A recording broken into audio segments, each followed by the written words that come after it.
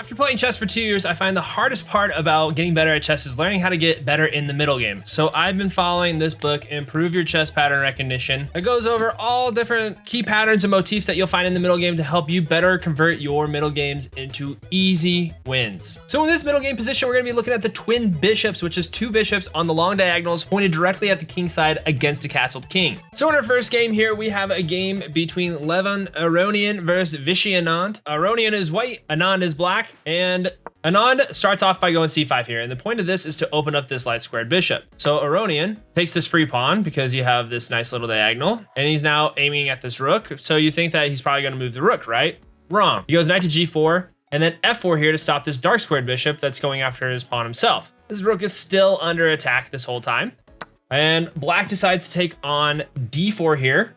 White takes here. And then black thrusts over here to c5. Now you're thinking, that's just giving away a free bishop, right? But if you go bishop to e2, then you have knight takes e5, knight takes f8, queen takes d4 check. And the king's kind of in trouble because after going h1, knight takes d3, h3, knight d to f2 check. Rook goes to f, takes it, you take there.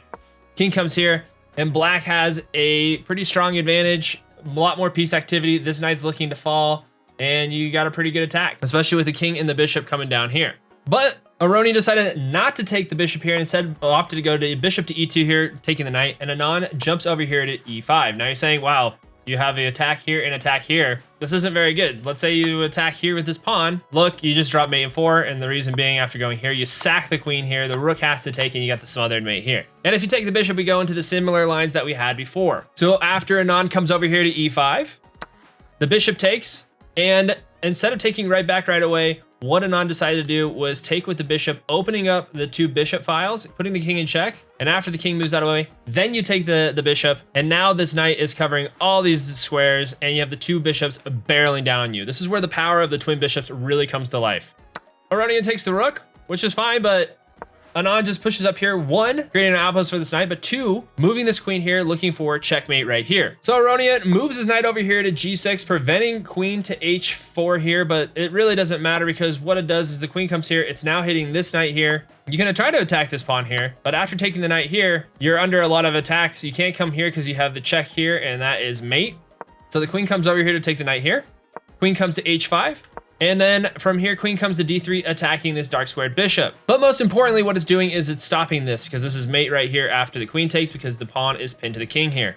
So the bishop just moves out of the way. It's now guarded by this knight, and this is where Aronian resigns. And the reason being, if you do take here, you have queen takes h3 check, king comes here, and then you have checkmate on the next move. So that highlights the power of the twin bishops, especially on this long diagonal against the castle king. You're going to be pinning the pawns, and if you can get other pieces into the battle, these bishops will be indispensable for getting you wins late in your middle game. So we're going to look at one final game here between Richard Report as white and Ye Wei as black here, and we can see here that we have the two bishops on both sides in kind of prime position here. So what Yi does to start off is go c5, opening this light squared bishop. And so what white tries to do is they go e5 here, trying to shut down the dark squared bishop while also simultaneously attacking this knight. Yi takes the d4 pawn. The knight comes here looking to attack this bishop. Yi thrusts forward, attacking the queen instead. After going queen to e1, a6 attacking this knight, and the knight takes d4 here.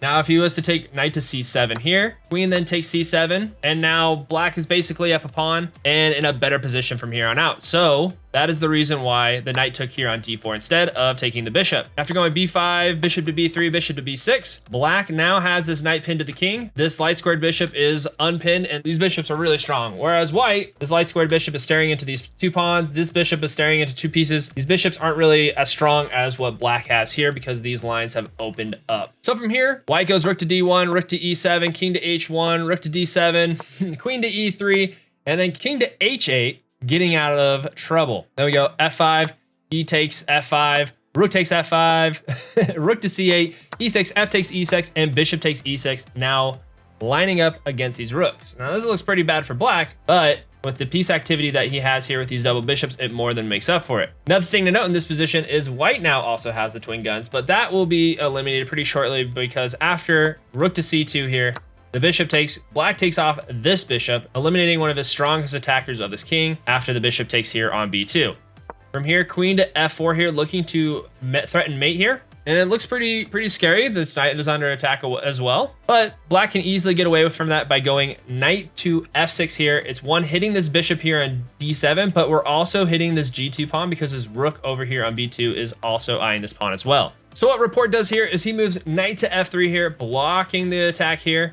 Black coolly takes this bishop because the rook can't take here because you're dropping mate right here. And after the queen checks, trying to get back rank themselves, he just calmly comes back over here to g8, blocking mate. You still can't take here because you have the back rank here.